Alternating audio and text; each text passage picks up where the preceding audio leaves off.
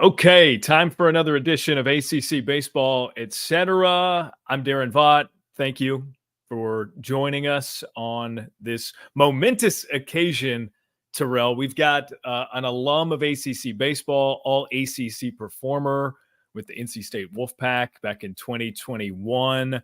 A four-year guy there, was a staple of the lineup for the Wolfpack and Elliott Avent's crew for a while there. Terrell Tatum joins us on ACC Baseball, etc. T, how are you, man? I'm doing well, man. Thank you for having me. Yeah, of course. Appreciate the time. I will go ahead and make the mention that ACC Baseball, etc. is brought to you by Pitch Logic, the system used by players, coaches, scouts, and instructors at all levels of play, from youth leagues to the big leagues. The easy-to-use and affordable technology makes the platform accessible to every player at every level. All the metrics and features used at the highest level. You can get more information at pitchlogic.com. All right, Terrell, you have been named the Chicago White Sox minor league player of the year for the season, the 2023 campaign. You started it in Winston-Salem with the Dash, made it up to Birmingham to the AA level. Let's start there. Just sort of describing this year, this season for me. Expectations versus reality, because last year was kind of tough for you, right? I mean, you spent most of the summer on the shelf.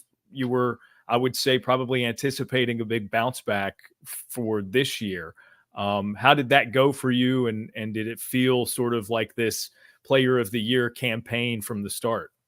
I'll say that from the start, the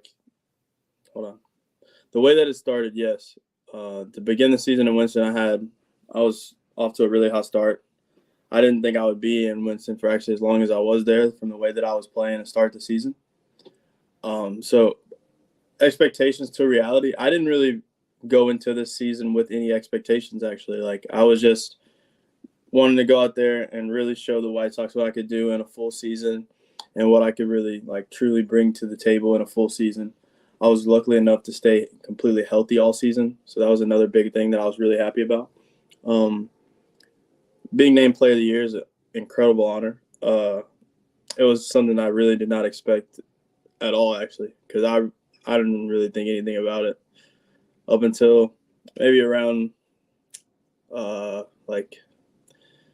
July. Maybe I was looking at something, and I'm a person just like everybody else, so I like to look at stuff that people write about me. And then someone wrote that I had a chance at winning it, and I was talking to my parents, and I was like, dang, that'd be really cool to win minor league player of the year. Yeah. Let me ask it maybe sort of the same question, but a little bit differently. Is it as simple as being healthy? Did you feel different, like you were leveling up? Because, I mean, you know how finicky this game can be. Like, you're doing the same things, and you could hit 200 or 300, right? Like, did you feel different? Like you were a little more locked in this year? That's a good question. I really don't know. A lot of the time, I guess I would say yes, because a lot of the times when I would when I would think about what I was doing that was making me do well, I didn't really have answers. And then once I started to think about, what am I doing right now that's having me, causing me to have success, I would put myself into a spiral trying to figure out how to maintain those feels for so long, instead of just enjoying the moment of just having the success and playing. I was trying to figure out ways to continue it for as long as I could. Yeah. Is there something to be said for that? Just in you've had some hot stretches, obviously, throughout your career, your life in baseball. For most of them, are you just kind of blacked out, right? And you're just part of the moment, and you're going with the grain, and that's how you stay in it? Or for you, is it more of a cognizant thing where you gotta sort of stay focused on it? I'll say that's a little bit of both. I think my best stretches have been when I don't have any idea what I'm doing. So I'm getting in the box. I know what I want to do for the at bats I'm taking, but it's more of I just get in the box and I'm all right, I'm just gonna do my thing and not try to overthink the plan is. Like, keep the plan extremely simple and try to not make it like a cognizant thing. Like, try to not be as cerebral with it and just let it be what it is rather than trying to like chase the outcomes, let the outcomes come to me. Yeah. Because, and I think you would agree with this, it's mostly about what you do when you're not in the box during an in-game situation, right? You create the habits and then your body just kind of does what it does and you react more than you think about things.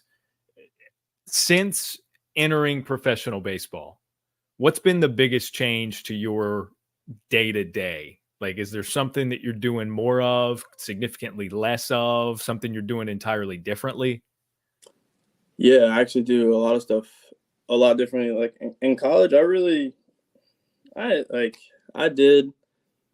just worked hard in college, but I didn't really have I didn't learn purposeful work until the end of my college career. So I think that going into professional baseball, I started to really have a real plan with all of the stuff that I was doing. So like with the routine, like I do the same. I try to do literally almost besides eating at the same times, I try to do everything exactly the same every single day.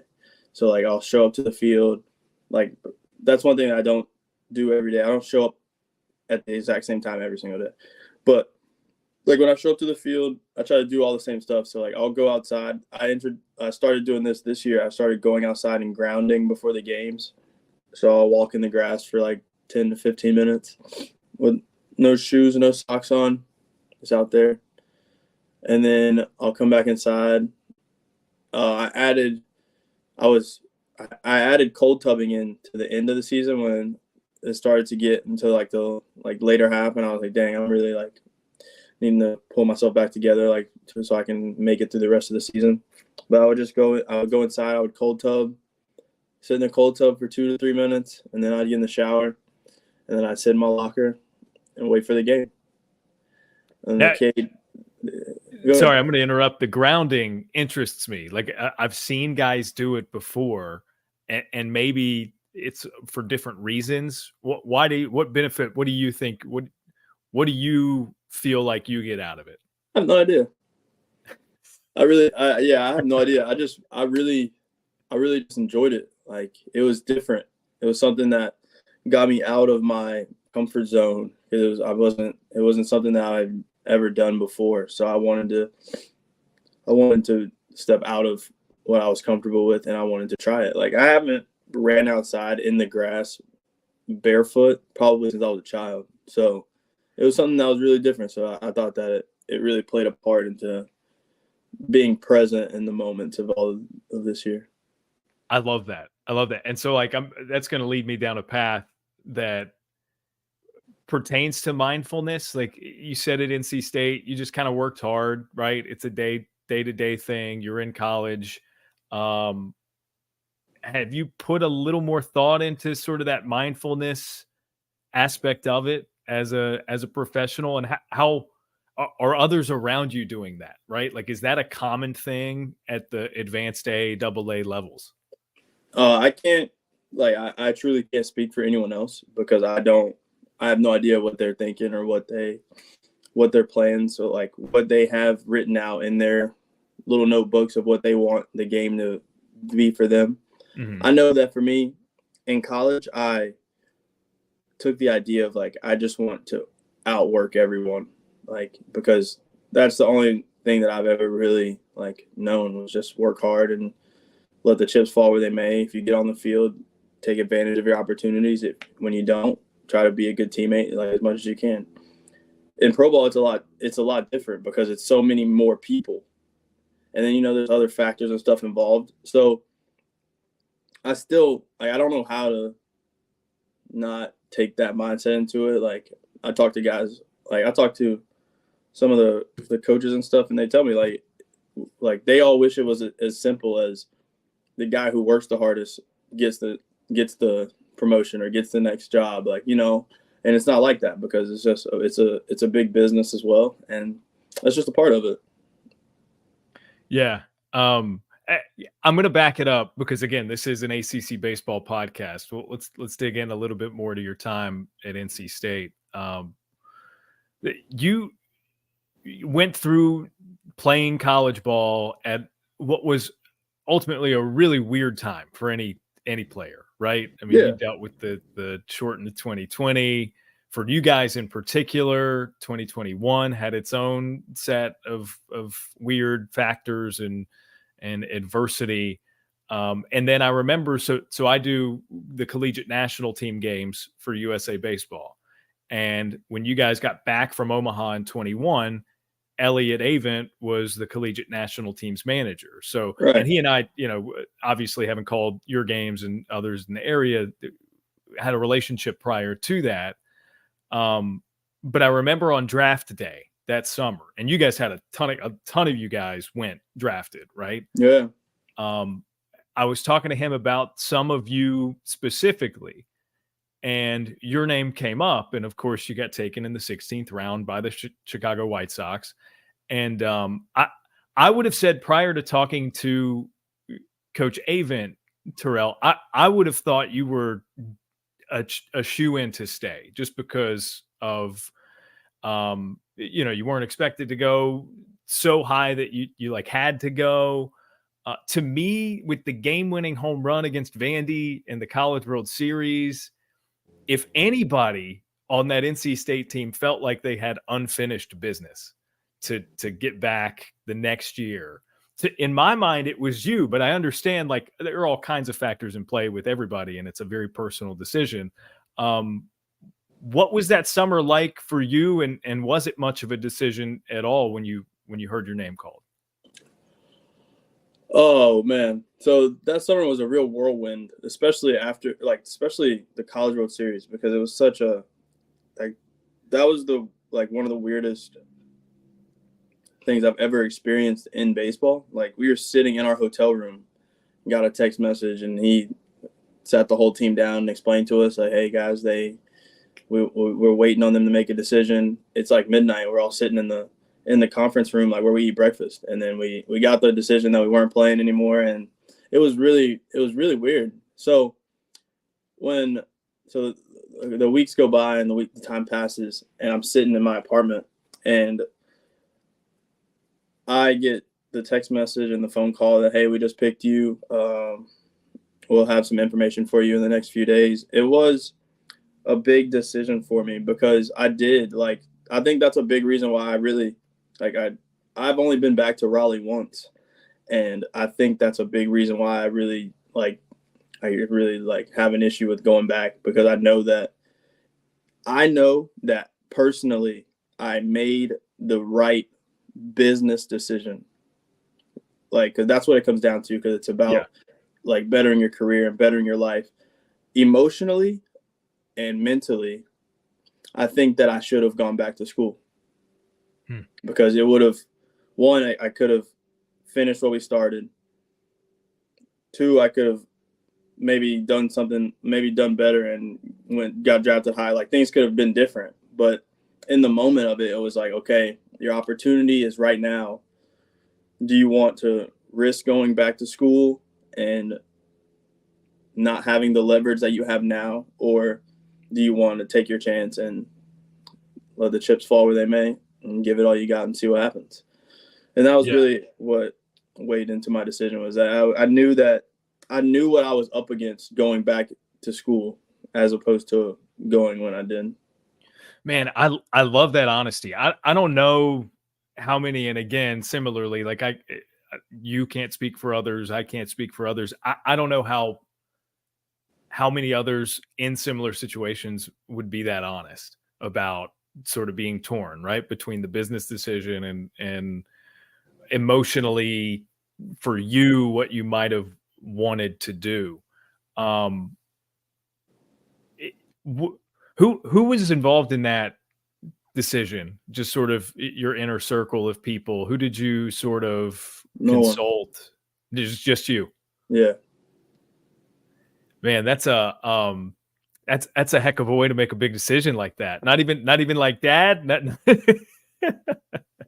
No, I probably should have, like, after I've talked to everyone, but it was such, like, I don't, like, when I talk to people, like, even now, I'm 24 now, and I know that talking about your age is like, oh man, like, you're getting old, whatever. But, like, no, I don't feel old, so I don't think that. So I'm 24 now, and I still, like, even now, like, when someone gives me an idea or, like, they give me advice, I'm like, dang, I should probably listen to that and, like, do what they're telling me rather than, like, just listening to the advice and just hearing them. And instead of hearing them, I'm listening. So, like, I'll listen to what they're saying and I'll probably follow what they said rather than hearing it out and then letting it go in one ear, out the other, and doing what I was going to do anyway.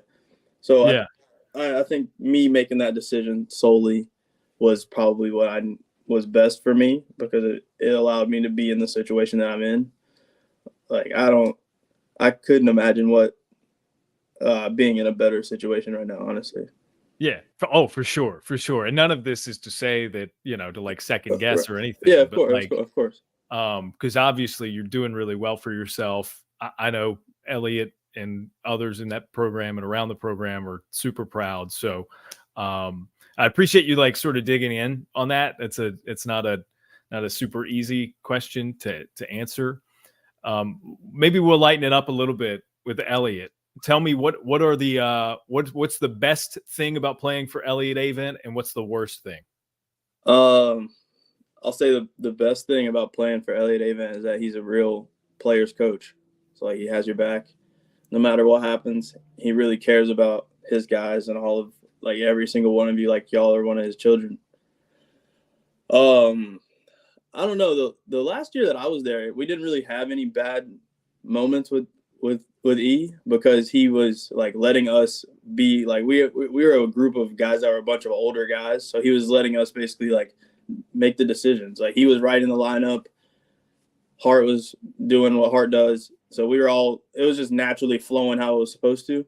Earlier in my career at State, the worst thing was probably that he would scream so much. Like it was, he used to be really high strung and like really fired up all the time. And it was cool. Like, for me, it was really cool to see how he changed over those 4 years of him from being like super high strung still and then like kind of mellowing out and like, all right, I just back off a little bit and still coach and still do my thing. But it wasn't as in your face with it as he was my first year there. What's the most fired up he ever got that you saw? I probably should not talk about those moments. In game, I want to say it might have been it was one of the years that we played.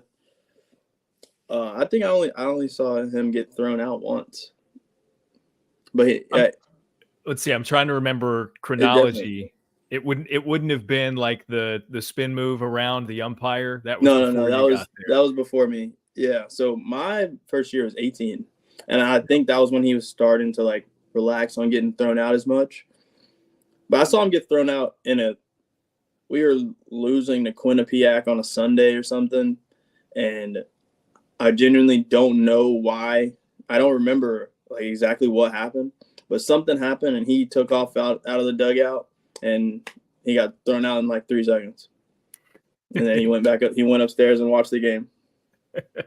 Sounds like maybe one of those to just sort of make a point, right? Yeah, I think he was trying to fire us up and get us like to actually win the Sunday game, and he was trying to make a point to us. Yeah. All right. Aside from Elliott, what was your favorite part of playing baseball at NC State? Honestly, I would say that it was for me. It was I can say this for me because I went from being in Tennessee and I was 12 hours away from home, so it was a lot different. Like, it was cool to go to a different place and meet different people and like actually create friendships that I know that I can call up any single one of those guys that I played with and they'll answer the phone and we can talk like we just were at the field yesterday. So I think making the connections and friendships and stuff was like a big part of it. I really enjoyed getting to learn from Elliott and Hart. Like, it was like all of it, like the knowledge, the friendships, everything. Honestly, like it was truly one of the best decisions I've ever made to go to NC State. And remind me how you ended up there, because like your dad played football at Arkansas, older brother played for Dave Van Horn's program there on the baseball side for a year, I think, and like you guys were very much sort of at least partially an Arkansas family going in, or at least you had pretty significant ties. And not to mention you were a quality enough player where you could have gone several places, right? You had options. Mm-hmm. So what resulted ultimately in you being at NC State? Well, being recruited to NC State, I don't know. Hart always tells me that he saw me at some perfect game event in Georgia, but I really I know what event he was talking about, but I didn't play very well there. So I was like, there's no way that you saw me there and you were like, yeah, I got to get that guy. Like, I was like, there's no way. So I think that he was in Nashville for a weekend, and I think he was talking to a bunch of other coaches that were there, and they were all getting a little bit of buzz around me. So Hart started calling me, and I really built the best connection with Chris and with Elliott when I was getting recruited. Like, they would call me. Like, I remember I was driving back home from Florida in high school, and Coach Avent called me and asked me how was I doing and where I was and like how the start of my season was going. And then Hart would call me and check on me during that year too. So it was like I could tell that they were people. They cared more about the person, not just the player. And that was a big part of what really I wanted to go into. Was like I didn't want to go somewhere where it was like baseball is who you are and what you do, because like we're people first and then we're baseball players. Like I understand like everyone says that and they're like, well, no, you're an athlete, like that's what you do and who you are. And like, but people don't realize that like a lot of athletes do not like that stigma of being just the sport. Like we want to be ourselves and play the sport. So, but getting to NC State, my bad for not answering the question. Getting there, it came down between Michigan and NC State for me, and literally Hart called me and he was like, so what are you thinking? And I was like, well, I'm thinking it's between me going to NC State with you guys, or me going to Michigan and playing for the Big Blue. And he goes, you know it's cold in Michigan. And I was like, you got me. So, and then a couple of days later, I called him back and I told him that I was going to come to NC State because he was right. I did not want to go up to Michigan and be cold. So I get it. That is how I ended up at NC State. Those are good reminders. Let me bring it back to 2023 a little bit, because obviously, as you can imagine, on shows like ours and others on the D1 Baseball Podcast Network, we talk a lot about transfers. And I mean, I think Aaron Fitz said on the D1 Baseball Pod the other day that it's close to like an average of 10 transfer players per team this season, which is like a wild number, right? I mean, that look on your face crazy. Says it all. As a guy who played for the same program for 4 years, I know we're not necessarily like rehashing would have, could have, should have with your decisions, but in a way, like, are you glad to be out of it right now?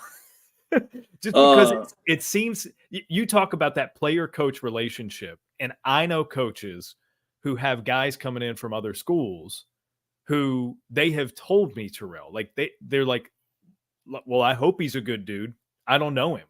I just know his stat line from the season. That's what's I'll say is changing about college baseball, and people in professional baseball actually don't pay attention to college baseball as much as, in my opinion, they should, because of course professional baseball and like the minors is like where you truly figure out if you can play in the big leagues. But as you've seen, like a lot of the top guys that have come from these programs are truly big league ready. Like I'm not saying that they're going to go into a big league game tomorrow and be able to strike out 6 and like go 7 innings or whatever, or I'm not saying that he's going to go into the game and get 3 hits, but I'm saying that he can go into a big league game and not mess it up. Like he'll be able to play his part until he's ready to be a superstar. And I think that that's a big part of like the transfer thing, is that these guys are running, like a lot of them are running into problems when they get to these schools, and they're worried about like, dang, I didn't think that X amount of guys were going to be here and like be better, like be as good as they are. So they run into all these problems, and then they don't build any relationships with the coaches to even figure out if it's a place where they want to stay and try to develop. They're just like, I want to play right now. I have to leave. So then they transfer to a different school. I think that they're turning it into too much of a business as well. Yeah. Like, but it's a part of it. So I understand. Yeah, no, for sure. I do appreciate that. And sort of bringing it back to you, I was sort of pouring through your minor league stats and taking a look and I mean, like I asked you, what's been the biggest difference? What have you done differently between college and the pros? So I was trying to find something that maybe I could point to. The rule changes in Major League Baseball have made it a much more runnable game than Right. it had been recently. Your stolen base numbers this year, Terrell, they seem to kind of indicate that maybe that's the kind of player you're turning into. And I think 16 stolen bases your last year at NC State, which that was a very high number for that. You guys did not run a lot. Yeah, and I would have probably had way more if I was able to just have the green light. But that was our big thing, is that like what was crazy was that in 2020 I had the green light to steal whenever I wanted. So I was actually like stealing bases like whenever I wanted to. And then the next year we came back and he was like, yeah, we're going to take the green light away. We're going to give you the sign to steal. And I was like, all right, if you say so. Like, I'm not going to argue. I just want to that's how I really ended up having so much fun that last year, is because I just wanted to win the games. Like, I didn't care what happened. I wanted to go to Omaha. I wanted the experience of being a part of a real winning college baseball team. And I knew that I understood what it was going to take, because everybody has to play their part and somebody has to step up and lead, and like everyone had to play different roles. So it was cool. What's been the biggest difference? I think like everybody sees my stature of player and they're like, oh, he's just fast. Like, he's just a runner. But like on top of the stolen bases, I also like, and I really am really proud of this, I had 100 walks this year. So like, I'm not just a guy who's going to run into the game and steal a base. Like, I didn't hit for the power numbers that I wanted to this year, but it's also with like learning to be simpler, because I have to like make simpler moves to make best swing decisions, because that's how my walk numbers have gotten so high, but my power numbers are so low, are because I'm making simpler moves to not miss. And instead of not missing and not swing, and it's not even to not miss, it's to not swing as hard. Instead of not swinging as hard and hitting home runs, I'm hitting doubles and line drives, rather than when I could have had 150 more strikeouts than I had this year, and I could have hit 20 home runs. Yeah. So it's just like it's like you pick, like, to me, it was just like pick what you want to show that you're getting really good at. And I think my strike zone command and my base running like are two of the biggest things that I have to show that I can really hit. Like I think that being able to control the strike zone and to swing at good pitches and to draw walks even is like really hard. Like, I don't know how many big leaguers this year had 100 walks. So yeah, no, I mean, I get it. It's something to be proud of. How did that change for you? What was there something you did differently when you're in the cage, taking BP? What changed that approach? Is it as simple as shortening the motions, and that way you've got better vision? Yes and no. Honestly, I started doing a lot more like I didn't have to. Whoa. I wasn't in the position to have an agent my first year. So I had to buy all my bats. So I was like, I don't want to break my bats because I'm the one buying them. So I was like, if you're going to go for a pitch, you should make sure that you're right. Like, so like trust that you're going to be right when you're making your swing decisions.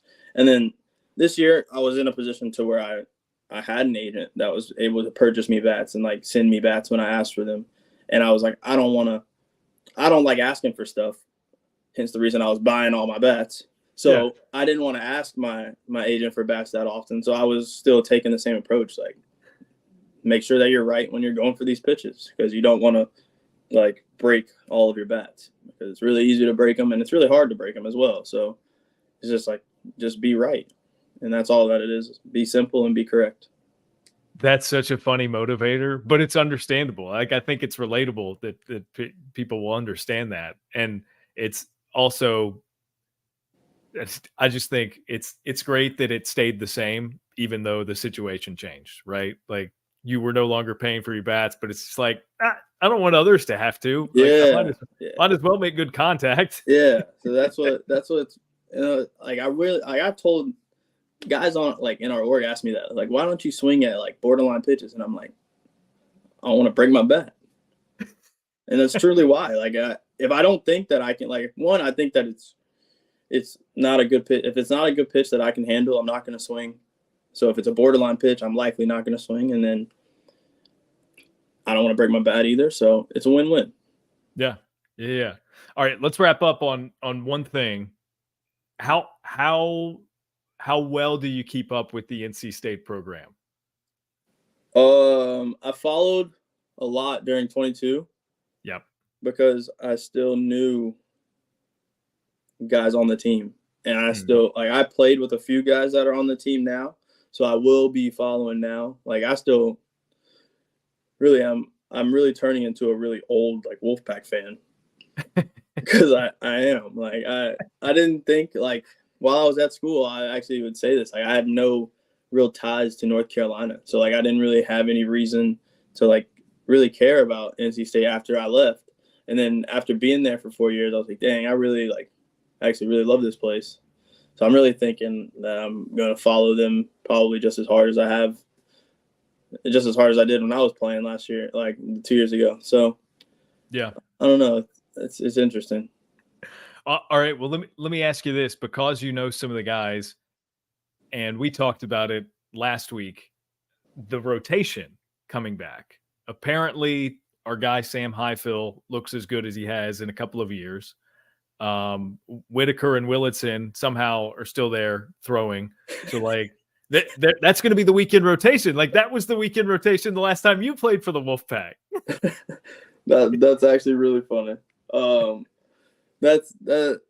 glad to hear that Highfill and Willitson are both back in full form that they were in when they were able to basically put us on their backs and carry us to Omaha, because everybody talks about the home run that I hit in the College World Series. And I think that what Sam Highfill really did in that game gets really overlooked, because the guy really went out there and really put us on his back and for 7 full innings and said, hey, Evan, please finish the game.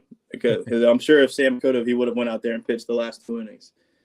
So, like, I really, like, it was really – that's what was another thing that add on about that team, was that it was just such a team thing. Like, we all wanted one – we were all pulling the rope in one direction. It wasn't like we had a few guys pulling in different directions. And that was a big thing. That was another reason I really enjoyed being at NC State. Yeah. I actually didn't get a chance to play with Logan Whitaker. I know that he is really, really good because I watched him pitch last year. I don't really have anything to say about Whitaker. I know that him and Matt basically pitched the exact same, except that Whitaker's 6'5". Yep. Like, I think with I've been following the fall stuff too, so I think that they have some transfers that are supposed to be pretty good arms and pretty good bats. So, like, I'm really hoping that NC State is one of the best teams in the country again this year, because that'd really be exciting. See, look at that. You downplayed it. You're like, nah, I followed them in 22. You're locked in. Man. I am. All right, Terrell. This was a lot of fun. Cannot thank you enough. Really appreciate the visit. Congrats again on minor league player of the year for the White Sox. That's huge. Thank you, man. I really appreciate it. Yeah, for sure. Best of luck with everything this off season and going into next year. We'll be in touch. We might ask you back, right? Get some Wolfpack breakdowns from Terrell Tatum again as the season gets started. Who knows, man? But appreciate the time. Of course, no problem at all, man. Thank you. All right, that's been this edition of ACC Baseball, etc., presented by Pitch Logic and D1Baseball.com. Remember, find us wherever you listen to podcasts. Subscribe to D1 Baseball on YouTube. Like, comment, share, rate, review, all those social media things. You get it. All right.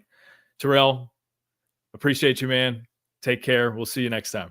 All right, man. Thank you.